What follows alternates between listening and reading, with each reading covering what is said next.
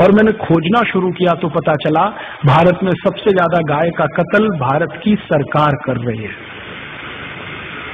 मुसलमान नहीं कर रहे हैं।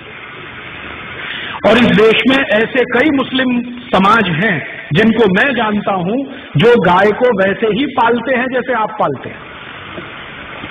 आप कभी आइए, गुजरात में कच्छ नाम का एक जिला है। कच्छ जिले में एक नहीं सैकड़ों मुसलमान नहीं हजारों हैं जो गाय पालन करते हैं। गाय का दूध बेचते हैं, दूध में से दही बनाते हैं, दही से मक्खन निकालते हैं, मक्खन से घी बनाते हैं और बेचते हैं।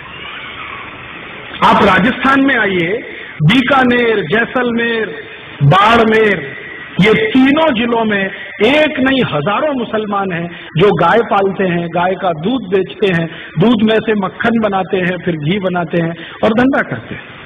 राजस्थान का एक इलाका है अलवर, मेवात क्षेत्र कहते हैं। पूरा मेवात क्षेत्र जो है ना मुस्लिम समाज के भाइयों से डोमिनेटेड है। वहां एक नहीं सैकड़ों मुस्लिम भाई हैं जो गाय पालते हैं, गाय का दूध पीते हैं, गाय के दूध से दही बना के वैसा ही घी और बिजनेस करते हैं। मुसलमान गाय नहीं काटते। ये बहुत बड़ा भ्रम है जो हम हिंदुस्तानियों के बीच में फैलाया अंग्रेजों ने, और ये भ्रम फैलाया था अंग्रेजों की रानी ने, जिसको हम दुर्भाग्य से विक्टोरिया कहते रहे हैं। उसने एक चिट्ठी लिखा था 1894 में।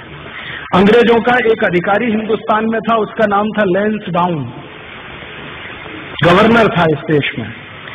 उसको एक चिट्ठी लिखा, विक्टोरिया ने चिट्ठी लिखा कि देखो, हम भारत में जितने कत्ल खाने चलाते हैं उनमें सबसे ज्यादा गाय कटती है।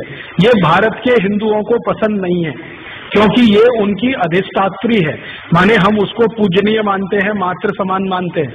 हिंदुओं को पसंद नहीं है और वास्तव में मुसलमान भी नहीं पसंद करते गाय को मारना और उसको खाना। गाय तो हमारे लिए काटी जाती है, माने अंग्रेजों के लिए काटी जाती है। अब भारत में हिंदू और मुसलमान कभी एक हो गए और गाय बचाने में लग गए तो हमारी सरकार नहीं चलेगी भारत में। इसलिए तुम एक काम करो कि जितने कत्ल खाने चल रहे हैं गाय काटने के लिए, उनमें मुसलमानों की भर्ती कर दो और हिंदुओं को बताओ कि गाय देखो मुसलमान काट रहे हैं। तो हिंदुओं की भर्ती नहीं, मुसलमानों की भर्ती कर दो। हिंदुओं को बताओ कि गाय मुसलमान काट रहे हैं, कट हमारे लिए रही है, काट रहे हैं मुसलमान, खाते नहीं है, हम खा रहे हैं, काट रहे हैं ये। हिंदुओं को जब ये पता चल जाएगा, ये दोनों एक दूसरे को लड़ मारेंगे और ये लड़ने लगेंगे तो हमारी गद्दी सुरक्षित रहेगी और हम भारत पर 1000 वर्ष तक राज करेंगे। ये विक्टोरिया की चिट्ठी है, लैंसडाउन को 1894 में लिखी गई। इस चिट्ठी से पढ़कर मेरे समझ में आ गया कि पॉलिटिक्स क्या है इस देश में। पॉलिटिक्स ये है कि गाय कटे अंग्रेजों के लिए और लड़ते रहे हिंदू मुसलमान। हम एक दूसरे को गाली देते रहें, एक दूसरे की टांग खिंचाई करते रहें और अंग्रेज मजा करते रहें। इस तरह से अंग्रेजों ने वो एक जो पॉलिसी है ना, बांटो और राज करो, डिवाइड एंड रूल, वो ये है। तो इस डिवाइड एंड रूल में हमको फंसाया, गाय को कटवाया और एक दो नहीं करोड़ों गाय को कटवाया इस देश में। एक कत्ल खाना जो कलकत्ता से शुरू हुआ, धीरे धीरे भारत के हर कैंट एरिया में फैल गया। 350 कैंट एरिया अंग्रेजों ने स्थापित किए, 350 कत्ल खाने बना दिए। गांधी जी इन्हीं की खिलाफत करते थे अंग्रेजों के जमाने में। गांधी जी को बार बार लगता था कि ये कत्ल खाने बंद होने चाहिए। और गांधी जी के पहले एक और बहुत महान व्यक्ति हुए इस देश में जिनको बहुत पीड़ा होती थी इन कत्ल खानों के चलने से। उनका नाम था स्वामी दयानंद सरस्वती, जिन्होंने आर्य समाज की स्थापना की। उन्होंने तो अपने जीते जी एक फौज तैयार कर दिया गोरक्षा के लिए। स्वामी दयानंद सरस्वती ने एक संगठन बना दिया जिसका नाम आर्य समाज, आज तक जीवित है। 125 वर्ष पुराना संगठन है, कांग्रेस से भी पुराना संगठन। कांग्रेस जो राजनीतिक दल है ना, उससे पहले का ये आर्य समाज है। इसका एक ही काम था, गोरक्षा करना।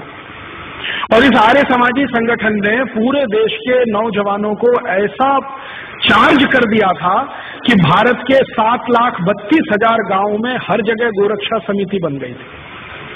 1870 से ये शुरू हुआ और 1894 में आकर ये आंदोलन अपने सबसे उच्चतम शिखर पर था।